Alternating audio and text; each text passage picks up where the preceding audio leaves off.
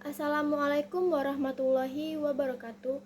Perkenalkan, nama saya Rafika Rokimatunisa dengan NPM 217555059 kelas 5B Akuntansi Perpajakan. Di sini saya akan menjelaskan materi terkait tentang akuntansi pendapatan dan akuntansi piutang pada mata kuliah Akuntansi Sektor Publik dengan dosen pengampu Pak Rusmianto SEMSI.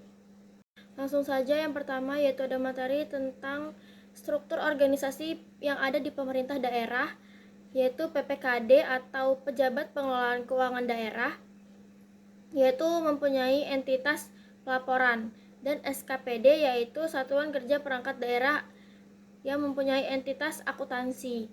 Jadi di sini contoh dari PPKD yaitu Badan Pengelolaan Keuangan dan Aset, itu masuk ke PPKD. Lalu dinas daerah itu masuknya ke SKPD, dan Satuan Polisi Pamung Praja itu masuknya ke SKPD.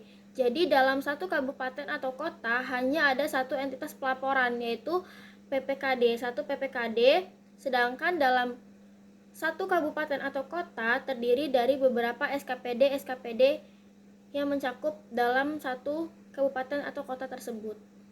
Selanjutnya yaitu ada singkatan dari PPKD dan SKPD yang sudah saya terangkan sebelumnya, yaitu PPKD adalah Pejabat Pengelola Keuangan Daerah di mana mempunyai tugas untuk melaksanakan pengelolaan APBD dan bertindak sebagai Bendahara Umum Daerah atau BUD.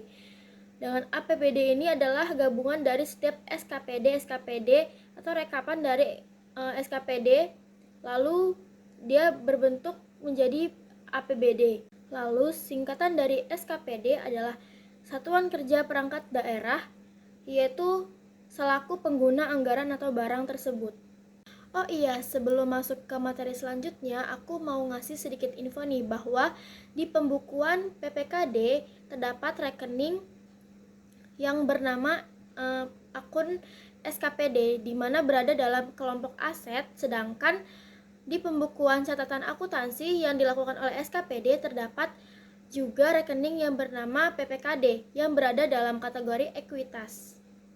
Selanjutnya yaitu berdasarkan Undang-Undang Nomor 17 Tahun 2023 terdapat beberapa tugas dari PPKD dan SKPD. Yang pertama yaitu tugas dari PPKD antara lain untuk menyusun dan melaksanakan kebijakan pengelolaan APBD. Yang selanjutnya menyusun rancangan APBD dan rancangan perubahan APBD yang didapat dari rekapan gabungan dari SKPD, lalu melaksanakan pemungutan pendapatan daerah yang telah ditetapkan oleh Perda. Dan tugas selanjutnya yaitu melaksanakan fungsi sebagai Bendahara Umum Daerah yang merupakan tugas utama dari PPKD ini, lalu menyusun laporan keuangan yang merupakan pertanggungjawaban pelaksanaan APBD, melaksanakan tugas lainnya berdasarkan kuasa yang dilimpahkan oleh kepala daerah. Selanjutnya itu terdapat beberapa tugas dari SKPD. Yang pertama yaitu menyusun anggaran Satuan Kerja Perangkat Daerah yang dipimpinnya. Yang kedua itu menyusun dokumen pelaksanaan anggaran. Selanjutnya melaksanakan pemungutan penerimaan bukan pajak. Selanjutnya mengelola utang piutang daerah, mengelola barang milik atau kekayaan daerah, dan menyusun dan menyampaikan laporan keuangan SKPD yang dipimpinnya. Lalu ada pendapatan LRA, yaitu pendapatan dari semua penerimaan rekening kas umum negara maupun daerah yang menambah ekuitas dalam periode tahun anggaran yang bersangkutan, yang menjadi hak pemerintah dan tidak perlu dikembalikan oleh pemerintah. Jadi intinya semua penerimaan kas yang tidak perlu dibayar kembali oleh pemerintah daerah itu termasuk pendapatan LRA. Selanjutnya yaitu ada klasifikasi pendapatan LRA. Yang pertama yaitu pendapatan asli daerah atau PAD. Yang selanjutnya ada pendapatan transfer dan lain-lain pendapatan daerah yang sah.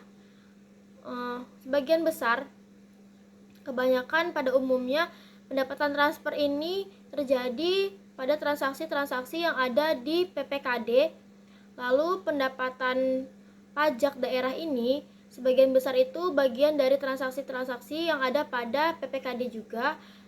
Dan pendapatan retribusi ini kebanyakan diambil dari transaksi-transaksi yang ada pada SKPD. Transaksi SKPD yaitu transaksi yang ditangani langsung oleh PPKD atau Bendahara Umum Daerah, sedangkan transaksi SKPD yaitu transaksi yang ditangani oleh dinas baru disetorkan ke PPKD. Jadi jangan sampai keliru ya. Lalu ada prinsip-prinsip dari akuntansi pendapatan daerah yang dicatat di LRA. Yang pertama itu pendapatan diakui pada saat telah disetorkannya rekening ke kas umum daerah. Jadi jika ada kas masuk baru dicatat pada LRA. Yang selanjutnya yaitu koreksi atas pengembalian pendapatan yang sifatnya tidak berulang. Itu atas pendapatan tahun berjalan bisa dikurangi pada pendapatannya. Contohnya, jika ada kejadian yang tidak berulang, itu pendapatan bisa dikurangi. Lalu terdapat prinsip pengembalian yang sifatnya normal dan berulang atas pendapatan pada periode berjalan, misalnya restitusi pajak atau pengembalian kelebihan pajak. Lalu yang terakhir ada prinsip akuntansi pendapatan dilaksanakan berdasarkan asas bruto, yaitu dengan membukukan penerimaan bruto dan tidak mencatat jumlah netonya. Selanjutnya yaitu ada pendapatan LO, yaitu adalah pendapatan atau hak yang diterima oleh pemerintah daerah yang diakui sebagai penambah ekuitas dalam periode tahun anggaran yang bersangkutan dan tidak perlu dibayar kembali. Baik, selanjutnya klasifikasi pendapatan LO. Klasifikasinya sama dengan pendapatan LRA, tidak terlalu ada yang berbeda, yaitu pendapatan asli daerah, PAD, dan pendapatan transfer, lalu ada lain-lain pendapatan daerah yang sah. Selanjutnya yaitu prinsip akuntansi pendapatan daerah pada laporan operasionalnya. Pendapatan LO diakui pada saat yang pertama yaitu timbulnya hak dan pendapatan. Terdapat dua macam pendapatan. Yang pertama pendapatan yang diperoleh berdasarkan peraturan perundang-undangan, misalnya dikeluarkannya surat ketetapan pajak. Lalu yang kedua ada pendapatan yang diperoleh sebagai imbalan atas suatu pelayanan yang telah diberikan. Misalnya itu pada retribusi daerah yang bergerak pada bidang kesehatan, misalnya puskesmas, setelah memberikan jasa pelayanan lalu bisa langsung diakui sebagai pendapatan. Selanjutnya pendapatan LO yang diakui pada saat pendapatan itu direalisasi. Jadi contohnya adalah hibah, pada saat direalisasikan itu bisa masuk ke dalam pendapatan LO. Nah, dalam LRA ini terdapat kode akun pendapatannya yaitu 4.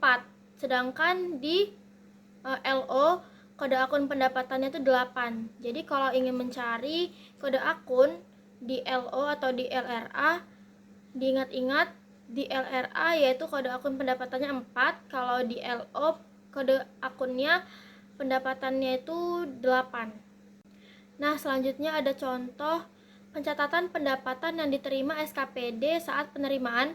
Yang pertama yaitu dicatat jurnal LO-nya sebagai kas di bendahara penerima pada pendapatan LO, dan di jurnal LRA dicatat sebagai perubahan sal pada pendapatan LRA. Jadi hubungan antara pendapatan dengan pendapatan, dan perlu diingat setiap akun kas itu hubungannya dengan LO. Lalu setiap akun perubahan sal itu hubungannya dengan LRA. Setelah SKPD mencatat penerimaan pendapatannya, lalu SKPD juga harus mencatat pendapatan tersebut yang telah atau saat penyetoran ke PPKD dengan jurnal rekening PPKD pada kas di bendahara penerimaan. Jadi setiap kas yang berhubungan dengan pendapatan itu berhubungan dengan bendahara penerima. Materi selanjutnya yaitu akuntansi piutang. Piutang sendiri yaitu hak tagih pemerintah daerah kepada pihak ketiga yang belum diterima pembayarannya. Misalnya bisa berasal dari kewenangan dari Pemda tersebut. Misalnya untuk memungut pajak daerah, retribusi daerah, atau hak tagih karena memberikan pinjaman kepada pihak lain. terdapat dua jenis piutang, yaitu yang pertama piutang pendapatan yang bisa berupa piutang pajak, piutang retribusi, piutang hasil kekayaan daerah yang dipisahkan, piutang lain-lain, pendapatan asli daerah yang sah, piutang transfer pemerintah pusat, piutang bantuan kekayaan, piutang hibah, dan piutang pendapatan lainnya. Yang kedua yaitu piutang lainnya, yang termasuk dalam piutang lainnya adalah bagian lancar tagihan jangka panjang. Lalu piutang itu dapat diakui pada saat apa sih? Jadi pengakuan piutang itu yang pertama saat telah diterbitkannya surat ketetapan, misalnya surat ketetapan pajak, surat ketetapan dari retribusi daerah atau sebagainya.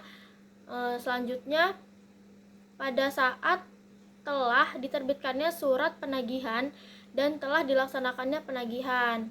Jadi itulah ada dua pengakuan piutang. Lalu bagaimana pencatatan piutang? Jadi piutang itu dicatat sebagai piutang pendapatan pada pendapatan LO. Jadi di sini tidak ada pencatatan kas karena tidak ada kas masuk ataupun kas keluar. Materi yang terakhir yaitu adalah penyajian piutang. Jadi penyajian piutang itu disajikan sebagai aset lancar di neraca sebesar nilai yang jatuh tempo dalam tahun berjalan dan yang akan ditagih dalam 12 bulan ke depan berdasarkan surat ketentuan penyelesaian yang telah ditetapkan. Selanjutnya disajikan sebagai aset lainnya terhadap nilai yang akan dilunasi di atas 12 bulan berikutnya. Dan aset lancar yang diungkapkan pula dalam catatan atas laporan keuangan.